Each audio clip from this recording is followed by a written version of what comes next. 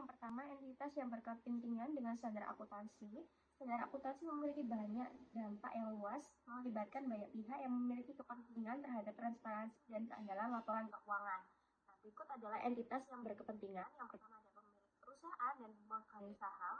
Jadi mereka menggunakan laporan keuangan untuk menilai kinerja perusahaan, mengambil keputusan investasi, dan menilai risiko investasi. Lalu yang kedua ada kreditor dan pemasok. Jadi kreditor menggunakan laporan keuangan untuk mengevaluasi kemampuan perusahaan dalam memenuhi kewajiban finansialnya, sementara pemasok mempertimbangkan kondisi keuangan perusahaan sebelum memberi kredit.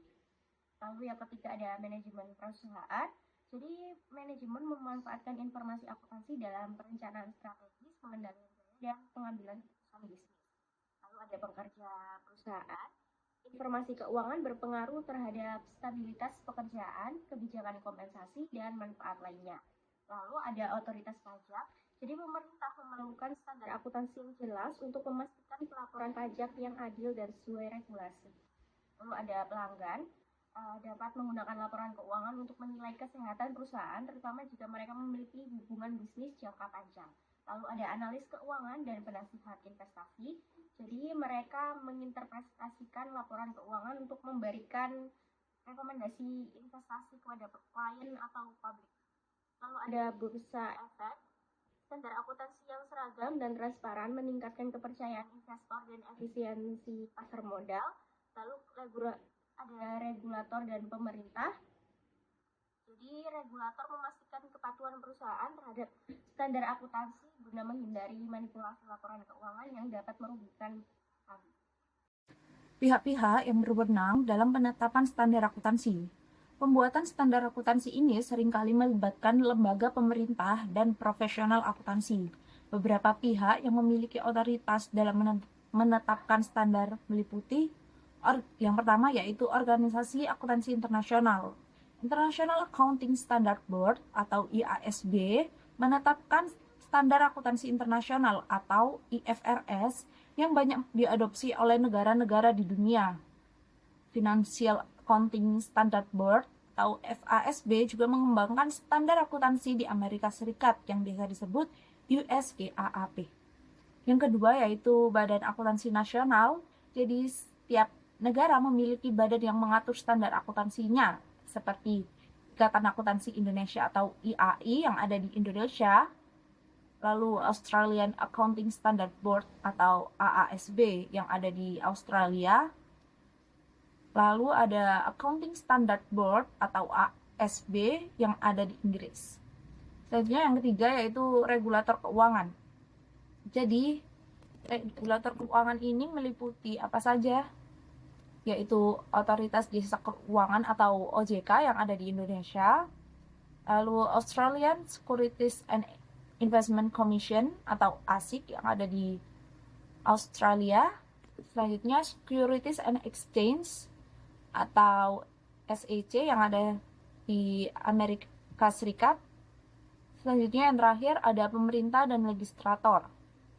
Jadi beberapa negara mengesahkan standar akuntansi melalui undang-undang, memberikan dasar hukum yang lebih kuat. Selanjutnya adalah legitimasi proses penerapan standar akuntansi. Legitimasi dalam proses penerapan standar akuntansi ini merujuk pada penerimaan yang luas dan dukungan dari pemangku kepentingan terhadap standar yang telah ditetapkan. Legitimasi ini sangat penting agar standar yang ditetapkan tersebut secara efektif diakui oleh berbagai pihak, serta mendukung transparansi dan kredibilitas laporan keuangan. Penerapan standar akuntansi harus memiliki legitimasi yang kuat agar dapat diterima secara luas. Legitimasi ini diperoleh melalui yang pertama adalah konsultasi dengan pemangku kepentingan. Standar yang dibuat dengan mempertimbangkan masukan dari berbagai pihak seperti investor, akademis, regulator, dan praktisi yang lebih mudah diterima. Manfaatnya adalah meningkatkan penerimaan standar oleh komunitas bisnis dan regulator, mencegah konflik kepentingan dalam penerapan standar, dan menyesuaikan standar dengan kebutuhan ekonomi dan sosial. Yang kedua adalah dukungan regulasi dan hukum. Standar yang diakui dalam peraturan pemerintah memiliki kekuatan hukum dan lebih efektif dalam penerapannya.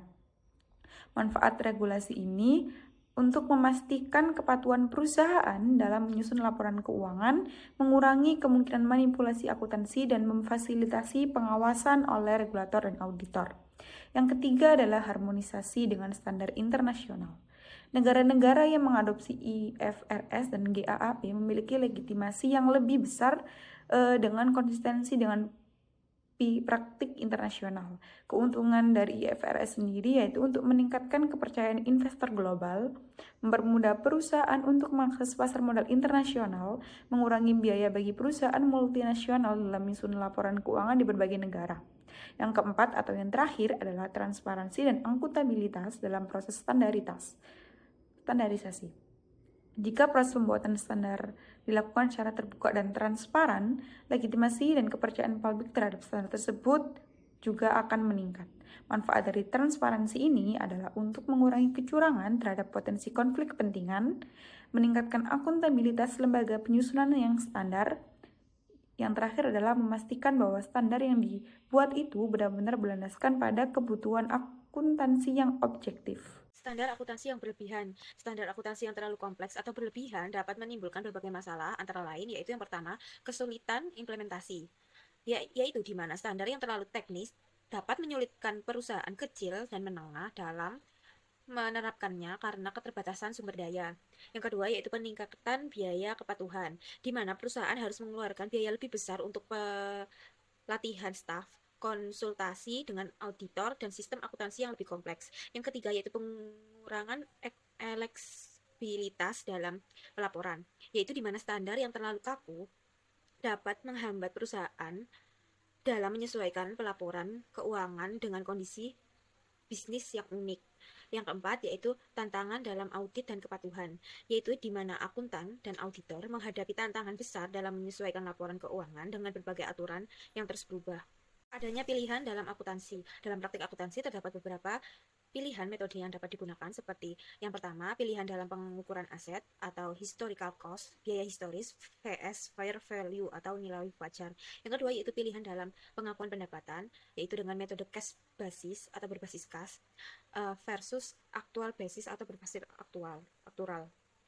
Yang ketiga yaitu pilihan dalam depresiasi aset, itu di mana metode straight line versus declining balance, di mana pilihan ini dapat memberikan fleksibilitas dalam pelaporan keuangan, tetapi juga dapat menciptakan ketidakkonsistenan dan manipulasi jika tidak diawasi dengan baik. Strategi penetapan standar bagi negara berkembang.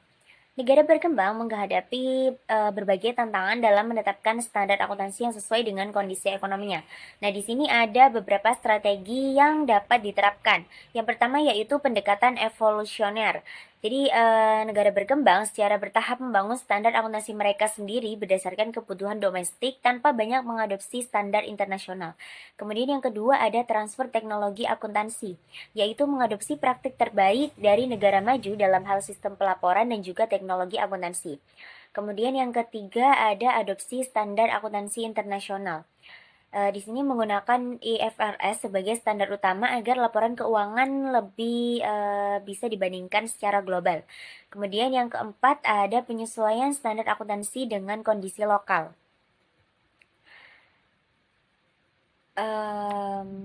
Beberapa negara mengadopsi standar internasional tetapi menyesuaikannya dengan karakteristik ekonomi dan juga regulasi domestik.